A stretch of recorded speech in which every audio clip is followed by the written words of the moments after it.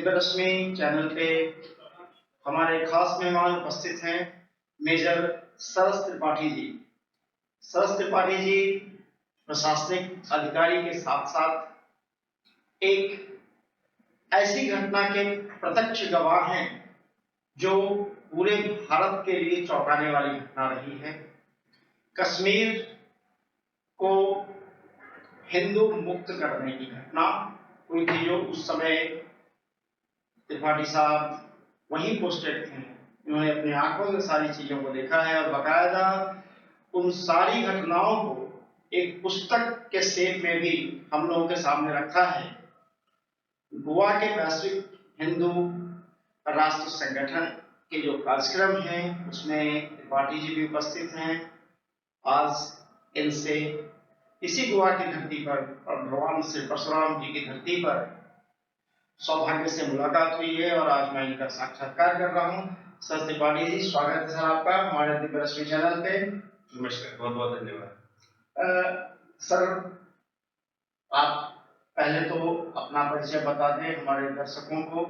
आप इलाहाबाद से आए हैं और मेजर के पद पे सेना में रहे हैं, फिर एयरपोर्ट ऑथोरिटी में भी रहे हैं।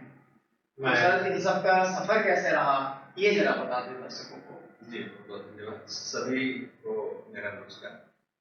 मैं मेजर सरस त्रिपाठी हूँ, जैसा कि परिचय कराया गया। मैं पूर्व सेना अधिकारी हूँ और मैंने 1992 से 1999 तक सेना में अपनी सेवा दी और मेजर के पद से कारगिल युद्ध के बाद मैंने स्वेच्छा से रिजाइन कर दिया। फिर मैं पब्लिक सेक्टर अंडरटेकिंग में रहा और इंदिरा गांधी इंटरनेशनल एयरपोर्ट पर 10 वर्ष में एयरपोर्ट मैनेजर था और फिर मैं कमांडेंट रक्षा अकेडमी था उस समय के लिए।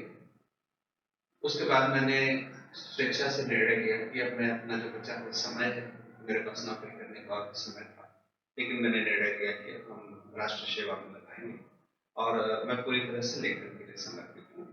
और मेरे 5 मोनोग्राफ पब्लिश हो चुके हैं, जिनमें जो महत्वपूर्ण है वो policy in search of Kashmir, अंग्रेजी हिंदी दोनों भाषाओं में है, जो कश्मीर पर 100-400 पृष्ठ की पुस्तक है। और दूसरी है मौन संविधान भयानक परिणाम हिंदी में, उसका अंग्रेजी जो संस्करण है वो है साइलेंट कॉन्स्टिट्यूशन डेंजरस कॉन्सिक्वेंसेस, जो संविधान में संशोधन के लिए उस पर लिखा गया है। उस पुस्तक में लिखा है कि हमें, क्योंकि जो ये वर्तमान संविधान है इससे भारत राष्ट्र को बहुत नुकसान हो रहा है, तो उसमें क्या आवश्यक संवैधानिक संशोधन होना चाहिए इस पर है। और कश्मीर में आतंकवाद को देखकर सच्चे मेरी पुस्तक है। और आप जो न्यूज़पेपर है, अखबार है, साप्ताहिक उनमें बताते हैं। मूलतः मैं प्रयागराज का हूँ, लेकिन पिछले 22 साल से दिल्ली एनसीआर हूँ। सर, पहले हम कश्मीर के मुद्दे को लेते हैं। जी, कश्मीर जो कश्यप ऋषि की तपोस्थली है, श्रीनगर जहाँ एकमात्र सैयद अवस्थित है, ललितादित्य जिसने वहाँ पूरे एशिया के और यूरोप के अधिकतर भागों में शासन किया, उसके राज्य से सनातनी हिंदुओं को निष्कासित किया गया और एक नैरेटिव बिल्डिंग की गई कि यहाँ से सिर्फ ब्राह्मणों को बाहर किया गया। तो क्या ये सोची समझी साजिश नहीं सर? जी, इसमें बहुत सारे प्रश्न, आपने एक ही प्रश्न में बहुत से प्रश्न पूछ लिए हैं और उनका मैं प्रयास करूंगा कि उत्तर दूं। कश्मीर मेरा बहुत प्रिय विषय रहा है, काफी उस पर अध्ययन किया है मैंने। और आपको इसके पहले आगे बढ़ूं, एक सूचना दे दूं कि संस्कृति मंत्रालय, मिनिस्ट्री ऑफ कल्चर ने मुझे एक फेलोशिप दी है, जिसमें कश्मीर में जो हमारे हेरिटेज साइट्स हैं, यानी जो धरोहर है हमारे कश्मीर में, उसको डॉक्यूमेंट करने का काम किया है। तो ये बहुत बड़ा काम है। तो जितनी भी वहाँ धरोहर है, चाहे वो प्राकृतिक हो, ऐतिहासिक हो और या सांस्कृतिक हो, उसको हमें डॉक्यूमेंट करके पुस्तक के आकार में प्रकाशित करना है। अब अपने विषय पे आते हैं। कश्मीर, जैसा आपने कहा, कश्मीर का नाम ही कश्यप मेरु से बना है। कश्यप मेरु यानी महर्षि कश्यप का जो पर्वत है, मेरु मतलब पर्वत, उसके अंदर जो घाटी है वो कश्मीर है। प्राचीन काल से ही यह ऋषियों मुनियों तपस्वियों विद्वानों की भूमि रही है। भगवान आदि शंकराचार्य आप जानते हैं केरल से चल करके पैदल चल करके कश्मीर गए और संसार का जो शिक्षा का केंद्र था तक्षशिला, जहाँ आप जिस भूमि से आते हैं पाटलिपुत्र और जिसको आज बिहार कहा जाता है मगध, वहां से आचार्य चाणक्य भी वहां तक्षशिला में शिक्षा लेने गए थे। तो कश्मीर वो भूमि, उसका कश्मीर का दूसरा नाम शारद देश है, मां सरस्वती का देश। तो अब वहां पे चूंकि विद्वानों की भूमि है तो ज्यादातर जो लोग थे, उसका बहुत लंबा इतिहास है कि कश्मीर के सारे हिंदू ब्राह्मण यानी पंडित क्यों कहे जाते हैं, तो उसमें जाऊंगा नहीं। लेकिन ले देकर के बात यह है कि जो कश्मीर में बचे हुए थे लोग वो सब पंडित ही थे और उनको पंडित कहा जाता है, यानी दूसरी भाषा में कहें तो ब्राह्मण। कुछ लोगों का मतभेद हो सकता है पर सच्चाई यही है कि वो सब ब्राह्मण है। तो इस सातवां उनका बहिष्करण मतलब बहिर्गमन था, एक्सोडस जिसको अंग्रेजी में कहते हैं। ये पहली बार नहीं हुआ है। कश्मीर की का इतिहास जो जानते हैं तो कश्मीर की आखिरी हिंदू रानी जो थी वो थी कोटा रानी, जिसको जबरन एक मुस्लिम के साथ शादी कर दी गई और उनके दो बच्चे हुए थे, हिंदू राजा से दूसरा मुस्लिम राजा से, दोनों को इन आतताई ने मार डाला। और उसके बाद वहां का जो राजा हुआ तो उसने वहां से इस्लामिक शासन शुरू होता है। अगर मैं मुझे ठीक से याद है तो 1338 की घटना है, 1338 के आसपास, मतलब 13वीं शताब्दी के 1300 समथिंग 38 ही है जहां तक मुझे याद। 1323 में जो वो राजा था जो हिंदू से मतलब बौद्ध से इस्लामिक हो गया था, तो उसकी हत्या हो गई थी, इन लोगों ने कर दिया था। तो वो उसके बाद एक शासक आया, उसका नाम था सिकंदर शाह, और उसको उसको नाम दिया गया था बुद्धशिखन। बुद्धशिखन का मतलब होता है मूर्ति भंजक, आइकोनोक्लास्ट अंग्रेजी में कहते हैं। उसने आदेश दिया, आपको जान के आश्चर्य होगा, 3 आदेश दिया कि जितने भी, वहीं से शुरू होता है कि जो भी कश्मीरी पंडित हैं उनको घर बनाने की इजाजत नहीं है और वो लोग इस कश्मीर घाटी को छोड़ करके या तो चले जाएं या इस्लाम स्वीकार कर लें, और नहीं तो उनको सबको मार दिया जाए। कश्मीरी पंडितों का जो अभी हुआ है 1990 में, ये इनका 7वां बहिर्गमन था। बहिर्गमन नहीं बल्कि निष्कासन था, एक्सोडस जिसको हम अंग्रेजी में कहते हैं। और असल में एक्सोडस भी सही शब्द नहीं है, इसके लिए सही शब्द है नरसंहार, सामूहिक नरसंहार, जिसको अंग्रेजी में हम कहते हैं जेनोसाइड। तो पहला जेनोसाइड वही सिकंदर शाह बुद्धशिखर ने किया और उनको आदेश दिया कि जो यहाँ पे हिंदू हैं वो या इस धरती को छोड़ दें या तो इस्लाम में कन्वर्ट हो जाए, नहीं तो उनको सबको मार दिया जाए। मंदिरों के लिए आदेश था कि जितनी धातु की मूर्तियां हैं सोने और चांदी की, उनको पिघला करके सरकारी खजाने में जमा कर दिया जाए। जो काष्ठ की मूर्तियां, कश्मीर में काष्ठ की मूर्तियां तो उनको सबको जला दिया जाए।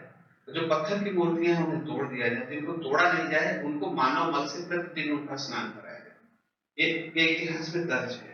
मतलब इतना बड़ा अत्याचार हुआ, तो पहला उनका जेनोसाइड था जो कश्मीर छोड़कर था। इसी तरह से 7 की लहर आई 1990 में, जो इनका मतलब इनको जो एक्सोडस हुआ, जेनोसाइड हुआ, ये अभी तक का आखिरी है।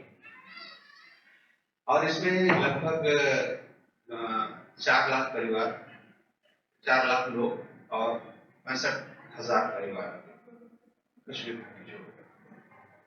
अब वो सब हिंदू थे और उनको सबको पंडित ही कहा जाता था। कश्मीरी में असल में शब्द है बट, बट मतलब पंडित, और बटन मतलब उनकी पत्नी, यानी उसका फीमेल वर्जन है। तो अब उनको जो मुस्लिम भी बल्कि इससे कन्वर्ट हुए वो भी आज भी भट्ट लिखते हैं। गुलाम रसूल भट्ट भी मिलेंगे आपको, त्रिलोकीनाथ भट्ट भी मिलेंगे, वो दोनों की टाइटल वही है क्योंकि सब कन्वर्टेड है। अब ये कहना कि सिर्फ उनको ब्राह्मणों को निकाला गया, ये शब्द ही गलत है, क्योंकि जितने वहां हिंदू हैं सबको पंडित ही कहा जाता है। अब वो किसी भी कास्ट के हो, उनमें सब पंडिताई थोड़ी करते हैं। उसमें तो बहुत से ऐसे लोग थे जो दूसरे दूसरे प्रोफेशन में थे, तो उनको भी निकाला गया। तो वो एक चूंकि शब्द प्राचीन काल से चला आ रहा है पंडित, तो इसलिए वो कहा जाता है। अब दूसरा कारण इसका यह है कि आप जैसे जानते हैं कि एक चला है ब्राह्मणवाद शब्द। जो ब्राह्मणवाद शब्द कहीं कुछ था नहीं, ये कम्युनिस्टों का और जो सनातन द्रोही हैं उनके द्वारा गढ़ा हुआ शब्द है। क्योंकि वो जानते हैं, कई ईसाई मिशनरीज ने अध्ययन करके कहा कि भारत को कभी भी ईसाई राष्ट्र नहीं बनाया जा सकता जब तक कि इस देश में पुरोहित वर्ग है, यानी ब्राह्मण है। तो क्योंकि उन्हें पता है कि यही सबसे बड़ी अभेद्य दीवार है जिनके कारण सनातन संस्कृति यहाँ पे जीवित है, इसलिए सारे आक्रमण उनके ऊपर। ये नहीं कि क्षत्रियों के ऊपर नहीं होते, क्षत्रियों के ऊपर युद्ध होता है, लेकिन अगर संस्कृति का विनाश करना है, आपको जड़ से खत्म कर देना है सारी मेमोरी, जिसको हम कहते हैं ending the nativity and culture. तो अगर आपको खत्म करना है तो पुरोहित वर्ग को खत्म करना होगा। तो इसलिए ये ब्राह्मणवाद शब्द गढ़ा गया। और आप जानते हैं इस तरह के प्रचार होते हैं कि ब्राह्मण तो रूस से आए थे। अब तो येशु मतलब बनारस हिंदू यूनिवर्सिटी जैसे जगहों पे लिखा है ब्राह्मणों वापस जाओ। कोई बोलता है तुम वोल्गा से आए हो, कोई बोलता है तुम रूस से आए हो। ठीक है, अब ऐसे तो हमें ये कहना नहीं चाहिए, इतने मूर्ख लोग हैं जिनको पता ही नहीं है कि सारी संस्कृति का निर्माण जो तुम मैं तो ऐसे कहता हूँ, जिस भाषा को तुम बोलते हो, जिस भाषा वो चाहे संस्कृत एवं हिंदी, जो भी भाषा तुम बोलते हो, उसका व्याकरण तो उन्होंने ही बनाया। इस संस्कृति का अगर आप इस भारत की सनातन संस्कृति से ब्राह्मण को निकाल दे तो कुछ बचता ही नहीं है। जो कुछ बचेगा वो कटा फटा होगा, जिसकी कोई आइडेंटिटी नहीं होगी। अरे वेदों की रचना से लेकर आज तक तो सब ऋषि मुनि कर रहे हैं, और वो ब्राह्मण मतलब कोई कास्ट नहीं है, वो सनातन संस्कृति से जो निकलने वाले लोग हैं, जो ये बौद्धिक कार्य कर रहे हैं, जो पुराहित कर्म करते थे, जो लिखने का काम करते थे, जो आविष्कार करते थे, चाहे औषधि हो, चाहे विज्ञान हो, चाहे गणित हो, चाहे संगीत हो, वो ब्राह्मण ही कहे जाते। तो एक वर्ग था, ये कास्ट नहीं बल्कि एक वर्ग है। जैसे चातुर्वर्ण, भगवान श्री कृष्ण कहते हैं कि चातुर्वर्ण में आशिष्टम गुण कर्म विभाग से मैंने रचना की, भगवान कह रहे हैं। तो जब वो कह रहे हैं तो कोई ये कहे ब्राह्मणों ने रचना कर दी, तो कितनी मूर्खता की बात है। वो तो प्रकृति ने उस तरह से बनाया। तो ये एक आक्रमण उनके ऊपर इसलिए होता है ब्राह्मणों के ऊपर, क्योंकि पहले इनको नष्ट कर दो या इनको अलग कर दो। जब क्योंकि वही प्रवचन होता है सारे समाज को बांध कर रखने का काम, सारे समाज को एक साथ रखने का काम। आप देखिए परंपराओं में शादी में नाई का रोल है, धोबन का रोल है। जब तक वो मांग में सिंदूर एक धोबन नहीं देती, अछूत कैसे है? लोग बोलते हैं कि इन्होंने अछूत बनाया। कितनी परंपरा चली है, धोबन सिंदूर देती है, लगाती है, तब शादी होती है। नाई का रोल है, मुसहर तक का रोल है। पुराने जमाने में पत्रे वही देते थे, उनके हाथ के बने पत्थर में सारे ब्राह्मण लोग खाना खाते थे। तो कहने का मतलब है यह छूत का करके, क्योंकि जानते हैं ब्राह्मण को बाकी समाज से अलग कर दो तो कन्वर्जन आसान हो जाएगा, क्योंकि कोई तर्क वितर्क करने वाला, कोई राह दिखाने वाला नहीं बचेगा। तो ये सारा का सारा जो षड्यंत्रकारी शक्तियां, जैसे मैंने अपने प्रेजेंटेशन में बताया कि मुसलमानों का जो मुस्लिम क्या कहेंगे, जो इस्लामिक रेडिकल्स हैं, उनका ये है कि खुरासान से अराकान तक सारा दारुल इस्लाम होना चाहिए। और ईसाइयों का है कि सारी दुनिया को उन्हें कन्वर्ट करना है। सिर्फ सनातन धर्म है जो किसी को कन्वर्ट नहीं करता, और वही आजादी देता है जो जिस धर्म को चाहिए पालन कर सकता है। हम कभी किसी को कन्वर्ट करते हैं, यही लोग हैं जो सारी संस्कृति को खत्म करना चाहते हैं। तो ये ब्राह्मणवाद का जो सिमोखा छोड़ा गया है, उसका कारण बस यही है कि पुरोहित वर्ग को, चिंतन करने वाले वर्ग को अलग कर दो ताकि सारा समाज। और सर आपने कॉन्स्टिट्यूशन पे भी लिखा है, एक हमारा गीत आ रहा है 5125 साल पूर्व में रचित है, जिसमें आज तक कोई अमेंडमेंट नहीं है। और 1950 में एक संविधान बना जिसको कि देश में सर्वोपरि माना जाता है, उसमें आज तक लगभग 150 अमेंडमेंट हो चुके हैं। उसके हर आर्टिकल एक दूसरे को कॉन्ट्राडिक्ट करता है। एक तरफ आप इक्वलिटी की बात करते हैं तो दूसरे तरफ स्पेशल प्रोविजन फॉर माइनॉरिटी की बात करते हैं। तो ये कॉन्स्टिट्यूशन भारत की आत्मा के साथ खिलवाड़ नहीं कर रहा। देखिए, ये जो संविधान बना है, जैसे आपने गीता की बात कही, मैं एक बात कहता हूँ, कुछ यूनिवर्सल ट्रुथ जो प्रकृति में होते हैं हम उसे खोजते हैं। जैसे 2 + 2 और 2 कितना होगा? 4 ही होगा। 3 और 3 6 ही होगा। 5 और 5 10 ही होगा। 5 × 2 10 ही होगा। तो ये प्रकृति के सत्य हैं, इन्हें कोई नहीं बदल सकता।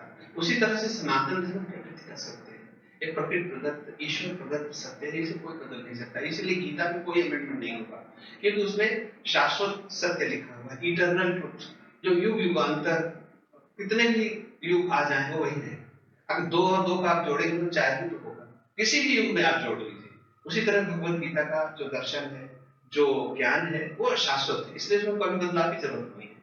लेकिन जो संविधान है मानव निर्मित है, इसमें हजार तरह की त्रुटियां हैं। ऐसे कितने संविधान आए हैं, मेरे देश में ही नहीं, दूसरे देशों में आप देखिए, कई देश ऐसे हैं हर 50 साल में संविधान बदल जाता है। तो ये कोई ऐसा संविधान नहीं है जो बदल नहीं सकता। दूसरा, ये संविधान तो कट पेस्ट है। मैं एक इलाहाबाद यूनिवर्सिटी में लॉ के स्टूडेंट्स के बीच में एक सेमिनार में बोल रहा था, तो मैंने कहा, पूछा है इस संविधान को बनाने में कितना समय लगा, लोगों ने बताया 2 महीने, सॉरी 2 साल, इतने महीने, इतने दिन।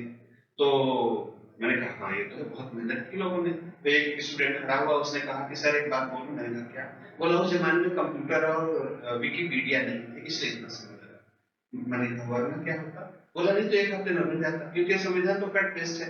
ऑस्ट्रेलिया से कुछ काट लिया, कनाडा से कुछ काट लिया, ब्रिटेन से कुछ ले लिया, अमेरिका से ले लिया जो फंडामेंटल राइट्स हैं, जर्मनी से ले लिया, फेडरल सिस्टम ले लिया, कट किया, पेस्ट किया, लगा दिया। और दूसरा 1935 का गवर्नमेंट ऑफ इंडिया एक जो था, अंग्रेजों ने बनाया था इस देश में शासन चलाने के लिए, अपनी कॉलोनी को बनाए रखने के लिए, 80% कानून वही है उसमें। तो क्या संविधान है? इस संविधान में दुनिया भर की कमियां हैं, और ये भारत की आत्मा के विरुद्ध है, क्योंकि इसमें अधिकारों पर पूरा जोर है, कर्तव्यों पर कोई जोर नहीं। आप एक ग्रंथ उठा बता दीजिए सनातन धर्म का, जिसमें आपके अधिकार बताए गए, सब में बताया जाता है कर्तव्य, क्योंकि कर्तव्य से राष्ट्र चलता है, कर्तव्य से समाज चलता है, कर्तव्य से परिवार चलता है। अधिकार मांगने से लड़ाइयां होती हैं। भगवान श्री राम का उदाहरण है, उनका अधिकार था सिंहासन पर बैठना, उन्होंने कहा नहीं, मेरे पिताजी ने कहा तुम ये करो, मेरा कर्तव्य है। कितनी अच्छी बात बोलते हैं जब कौशल्या पूछती है उनसे, राम से, कि पिता ने तुम्हें क्या बोला है बेटा? तो उन्होंने कहा कि पिता ने हमें आदेश दिया है कि पिता दीन वही कानन राजू, जह सब भांति मोर बड़ काजू। मतलब कम्युनिकेशन की स्किल भी देखिए कि कितने सुंदर तरीके से कहा कि माँ, ये नहीं कहा कि अरे मुझे तो जंगल भेज रहे थे 14 साल के लिए, बोले माँ मुझे बहुत बड़ा जंगल का पूरा राज्य मेरे पिताजी ने दिया है, और बताया है कि बेटा तुम्हारा वही काम है, इसलिए मैं वहां जा रहा हूं। तो ये कर्तव्य की भावना जो है, अभी संविधान में आर्टिकल 14 से 36 तक अधिकार की बात है, कर्तव्य की कहीं बात ही नहीं है। इसलिए भारत तेरे टुकड़े होंगे, ऐसे लोगों को संरक्षण मिलता है, और जो लोग उनको कोई दंड नहीं मिलता, उनका कोई कर्तव्य नहीं देश को, यहाँ खाएंगे, यहाँ की सांस लेंगे, पानी पिएंगे, यही पलेंगे बढ़ेंगे और इसी देश को खत्म करेंगे। तो ये जब कर्तव्य नहीं है संविधान में कहीं लिखा हुआ, जो आर्टिकल 51A में बाद में जोड़ा गया, और जिसको एनफोर्स नहीं कर सकते कोर्ट के द्वारा, तो ऐसा संविधान इम्बैलेंस है। अधिकार यहाँ है, कर्तव्य यहाँ है, तो ऐसा संविधान कैसे चले? तो इसलिए इसमें मौलिक संशोधन की आवश्यकता है। और मैं तो कहता हूं, जब मुझसे लोग पूछते हैं संविधान में संशोधन की जरूरत है, मैं कहता हूं संविधान में बदलाव की जरूरत नहीं, संविधान को बदलने की जरूरत है। बहुत बहुत सर आभार आपका। आपने बहुत अच्छी जानकारी कश्मीर के बारे में और संविधान के बारे में हमारे दर्शकों को दी।